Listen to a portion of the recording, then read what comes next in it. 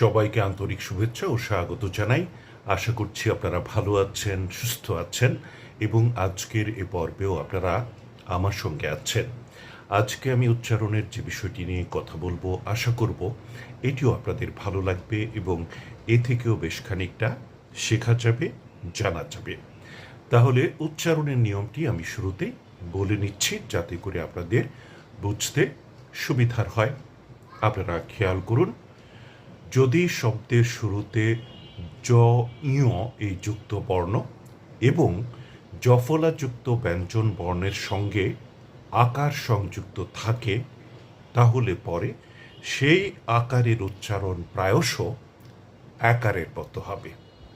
আমি নিয়মটি আবারও বলছি, যদি শব্দের শুরুতে জ ইয় এই যুক্ত বর্ণ এবং জফলাযুক্ত ব্যঞ্জন বর্ণের সঙ্গে আকার সংযুক্ত থাকে, তাহলে সেই আকারের উচ্চারণ আকারের মতো হবে। আমি কিছু শব্দের কথা বলছি, আপনারা মিলিয়ে নিন। যেমন জ্ঞান, জ্ঞাতি, জ্ঞাপক, জ্ঞাত, জ্ঞাপিত।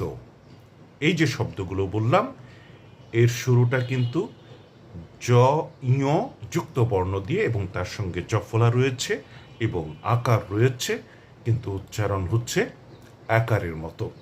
পরের শব্দগুলো খেয়াল করুন।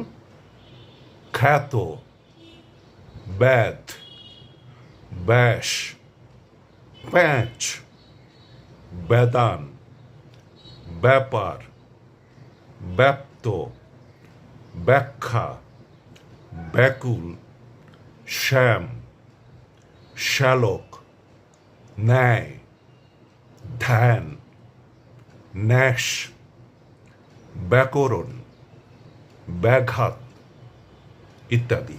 আশা করি বিষয়টি আপনাদের কাছে পরিষ্কার হয়েছে। আজকের এই আলোচনায় আমার সাথে থাকার জন্য আপনাদের সবাইকে অনেক অনেক ধন্যবাদ জানাচ্ছি। ভালো থাকুন, পরম আনন্দে থাকুন। খোদা হাফেজ।